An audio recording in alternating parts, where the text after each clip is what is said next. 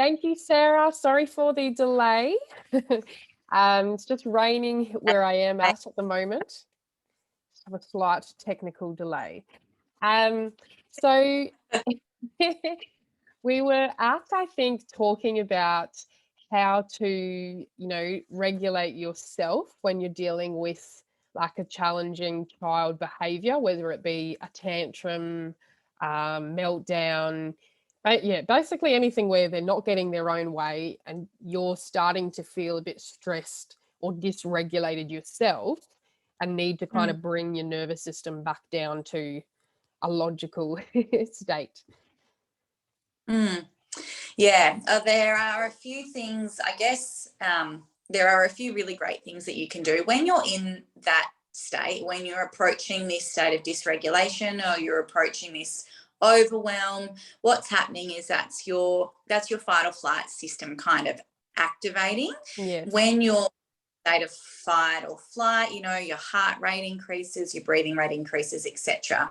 Now, our nervous system's pretty clever in that not only are we monitoring the whole environment for threats, but we've also got internal receptors that monitor what's going on inside our body and tell us whether or not we are safe.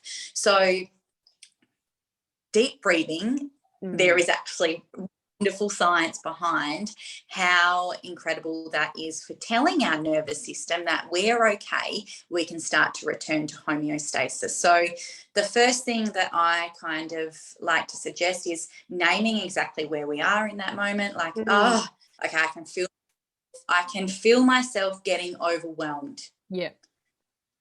Okay, everyone feels overwhelmed sometime. Just take some deep breaths. That's actually a self-compassion practice too. So that's something about a lot in my practice is being compassionate with ourselves, and that allows us, I guess, the kindness and the grace that we would offer a good friend or a family member. Yes. It puts us back into the present moment, and then if we're able to take some deep breaths, like breathing in for 3, 4, 5 through our nose, and then breathing out for longer, if we can, 3 or 4 times, that is telling our internal bodily systems that it slows down our breath rate when we're doing that. So what that's doing to our nervous system is it's telling us that, okay, this is safe. I can kind of dial down my fight or flight response. When we're in a state of dysregulation or overwhelm, it can be triggered by a lot of sensory information too. So if you're feeling like, oh, too loud in here, or it's too dark, or it's too bright, or whatever it be, if you can get rid of that, if you can step outside quickly, if you can turn down your lights, if you can turn off the music, whatever it might be to dial down that sensory information, that can be useful. You can also, if it's safe to do so, take a breather from the situation. So providing the child is safe, you can say, Mum's just having a hard time at the moment. I'm just going to step out and take a couple of deep breaths. I'm going to come back and help in a minute. Yes. That's showing the child that it is safe to have feelings, and it's modelling to them some of the things that we can do when we're feeling overwhelmed or overcome by what's going on. So there are a couple of really great things that you can do in the moment as a bit of an emergency thing. Lots of people always say, and there's so much research around the benefit of nature too. So if you're inside and you're trying to get outside, definitely, then that works wonders as well. And it's such a, I love that, because it's such a simple thing that sometimes you wouldn't think of it in that moment when your emotions are high and you're just thinking, and it's so true. And especially with the sensory thing that it's going to be different for everyone. I know for myself it's the noise and sometimes it's like I just need to turn off all of these TVs technology, and take a step outside to bring yourself back. Exactly. Yeah, totally. Yeah. So that's great. Thank you. Yeah. The other one, so that kind of covers a couple of questions, to be honest. Drawing boundaries, and I think this ties back into with the perfect mother myth and perhaps other external people who try to uphold that myth, I guess, and try to put their what they think that is onto you. I'm trying to think of the word, projected onto you. So Yeah. drawing the boundaries around those people who have no respect for, your needs, that's one of the questions that have come up. Yeah. Yeah. Boundaries is obviously it's a tricky one. It usually, Mm. depending on, for us, might feel like a really uncomfortable conversation to be had. But two things with boundaries: if you're not feeling great about that, whatever's going on, then it's clear that the boundary is being overstepped. So, Yes. firstly, be clear in yourself and with your partner and within your family unit about how you are wanting to handle it. I worked with a psychologist actually Mm. to help some boundaries, and the best advice that she gave was actually upholding the boundary ends up being the easy part. It's the conversation that might be tricky. Hmm. So the is once you're clear on what it is that you want, it's all about communication. So for example, Yes. it might be that you have your in-laws popping over. They pop Yes. over at any time of the day, and that's stressful. Yeah. So something like just wanted to have a chat. It makes me feel a bit stressed. So it makes Mm. me feel Yes. particular way when visitors arrive unannounced, or Yes. when people comment on Joey's sleep, or Mm. when I am encouraged to feed a way that isn't aligned with how I want to feed. Yes. Whatever it might be, Yes. it makes me feel this way when this happens to me. Yes. Yes. I've decided that, so we use the, coming over unattended. I've decided that I'm not going to answer the door anymore unless I'm expecting Yeah. visitors. Hope Yes. that I think means that's that. great. Mm. Yeah. So then not only are you putting in, not only are you, I guess, saying how you're feeling about something, you're putting in an action, a Yes. behaviour. And so it still might take a little while, Mm. but the fact that you've had that initial conversation makes it a lot easier. And the more you do it, the easier it Yeah, becomes. I agree. Remind that you are worthy of those Mm. boundaries. Self-preservation thing, it's taking care of your own mental health, and it's absolutely necessary for your own health and the health of your family unit. So Yes. yeah.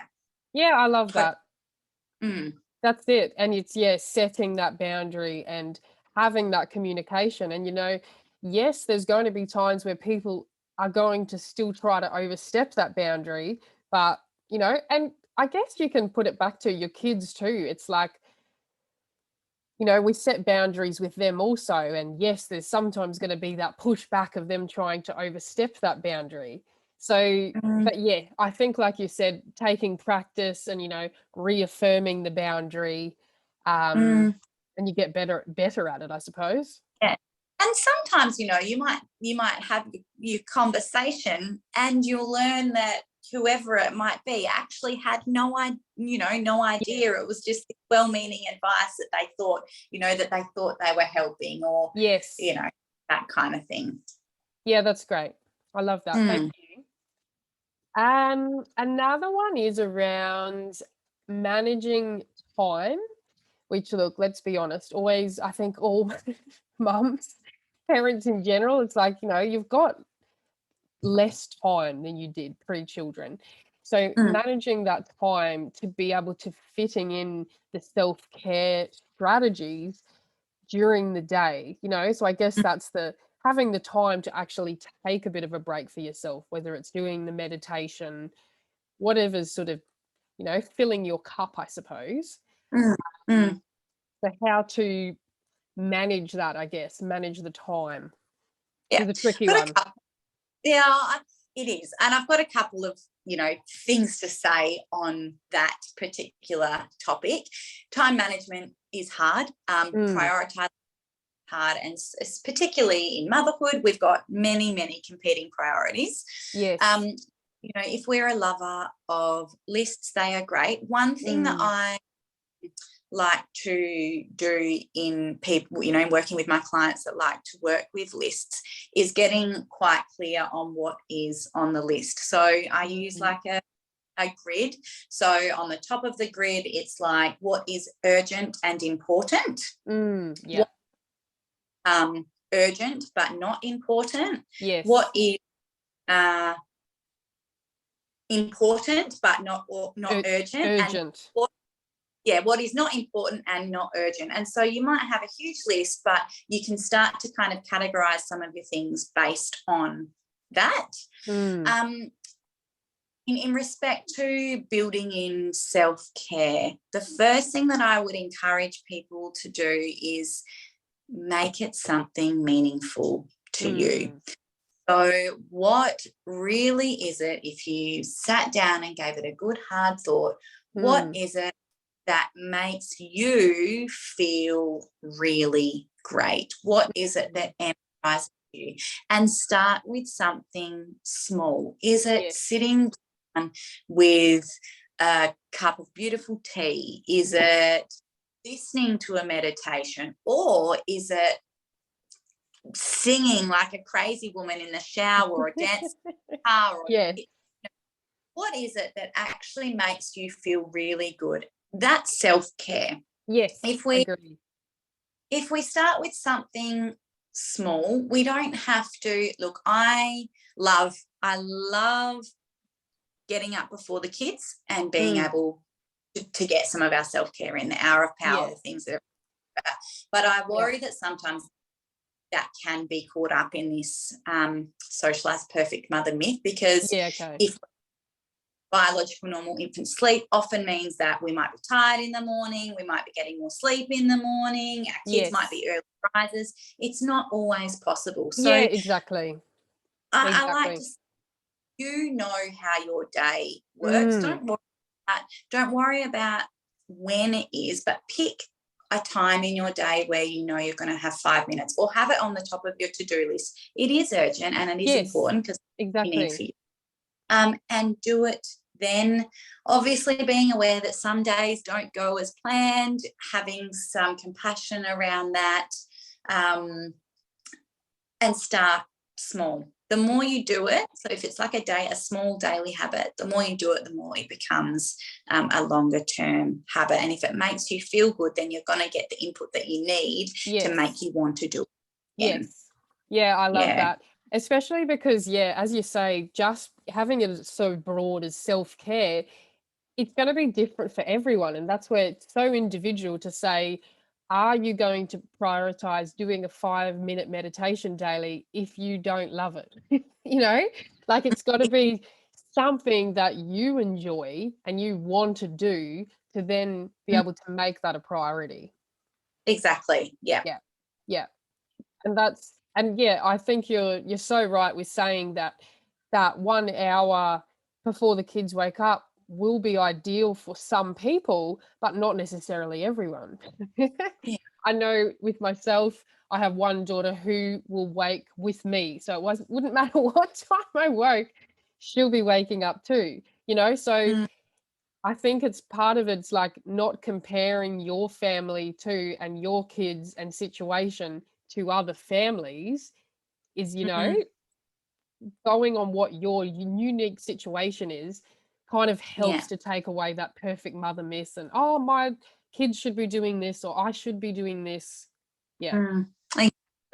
Also, obviously, like if we think about it from a holistic perspective, it's thinking about what we're using to give ourselves that time as well. So are we able to partner or another caregiver who can help us out on a more regular basis, so we can carve out that time for ourselves?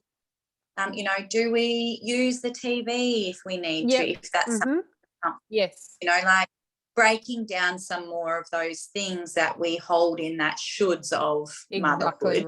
Exactly right. Perhaps a little bit more.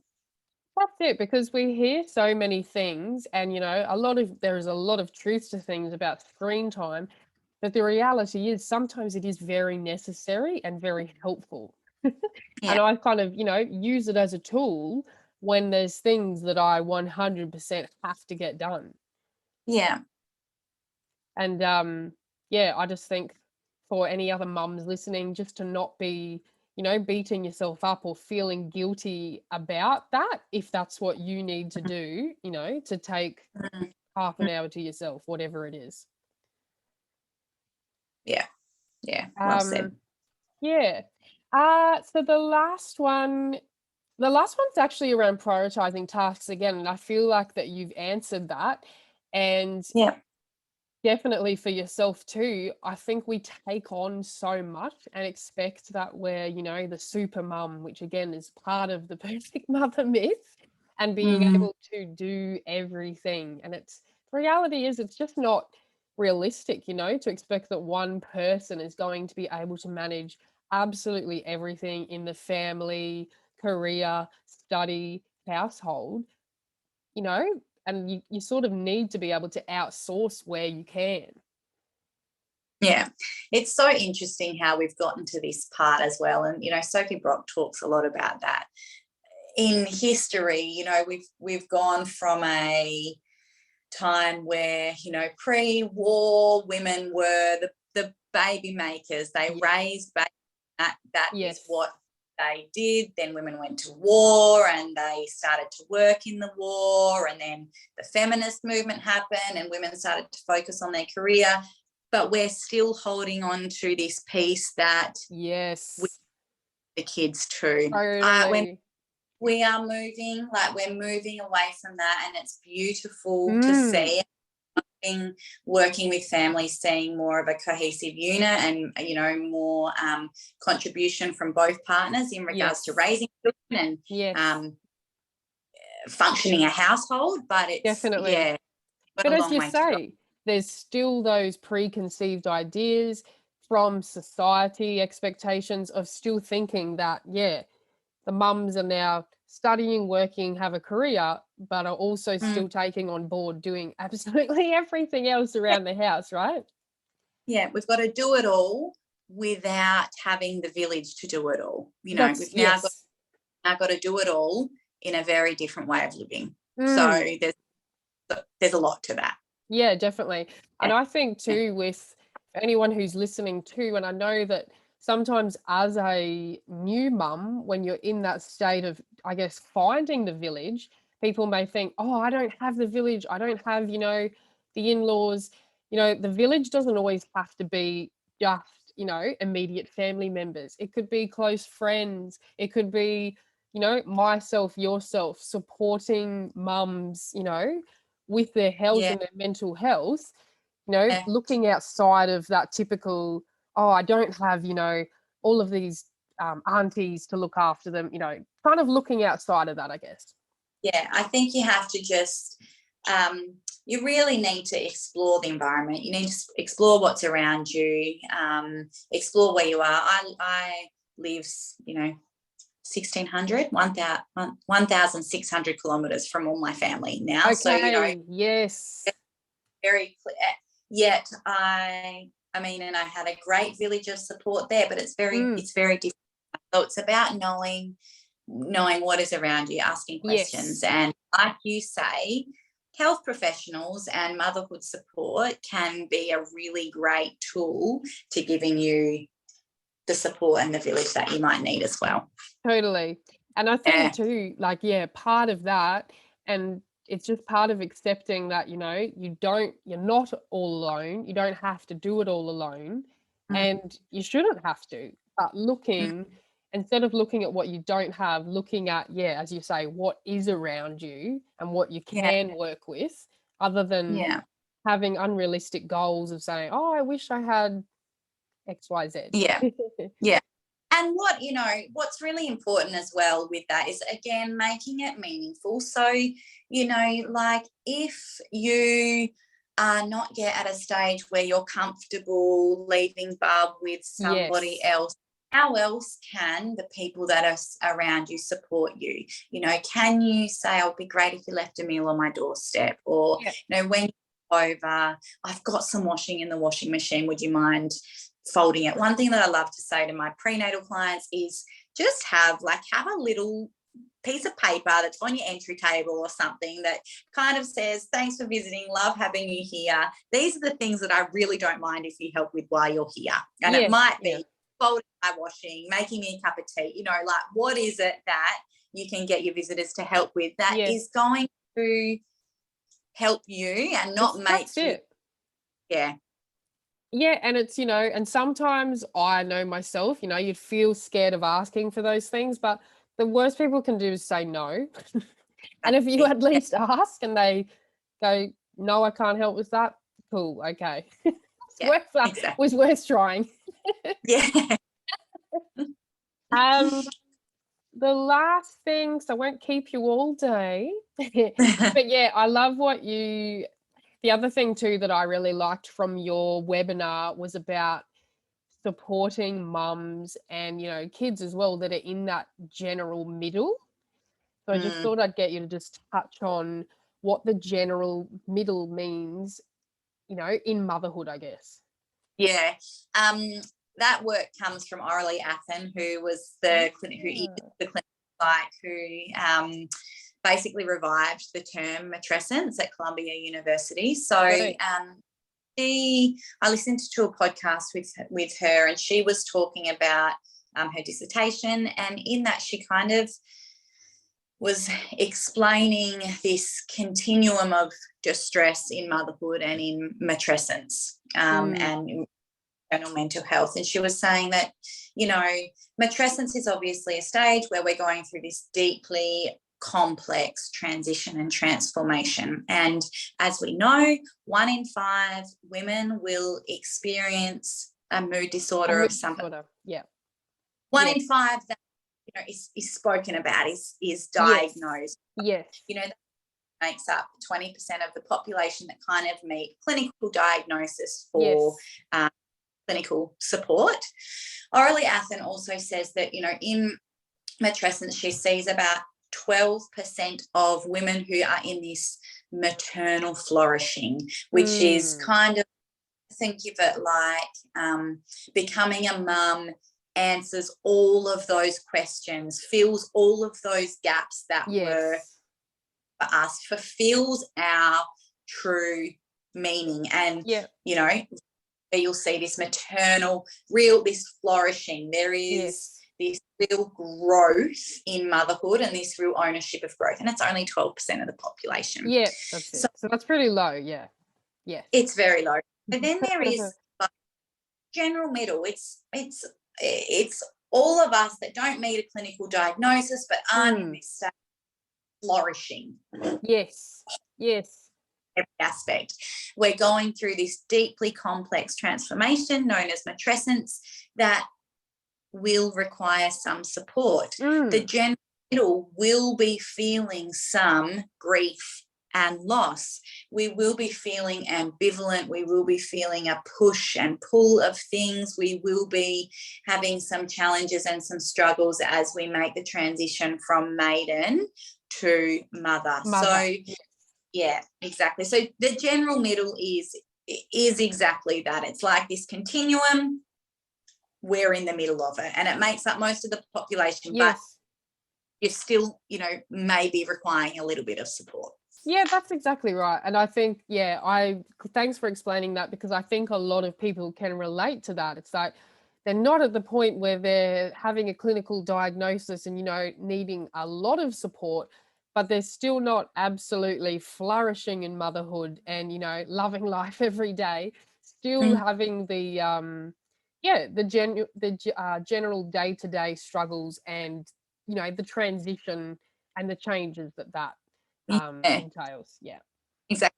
And I don't know, I don't want to say flourishing is the goal, because it's not the goal. Yeah, that's it. Yeah.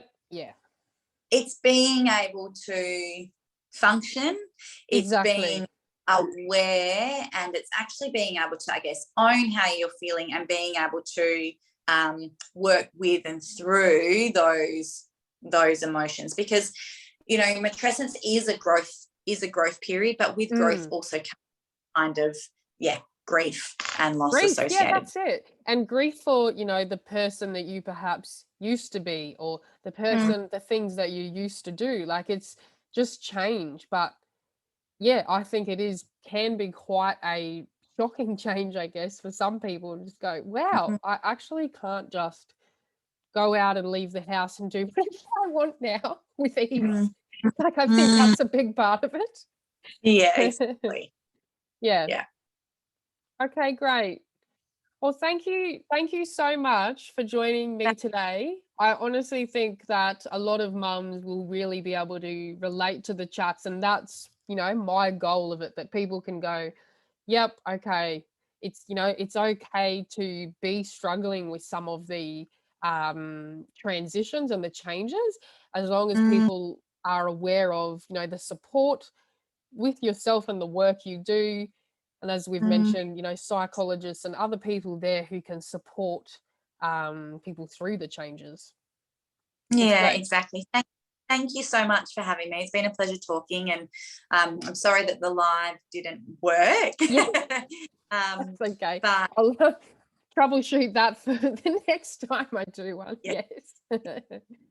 all right, Corinne. Thanks so Okay. much. Thank you, Sarah. No worries.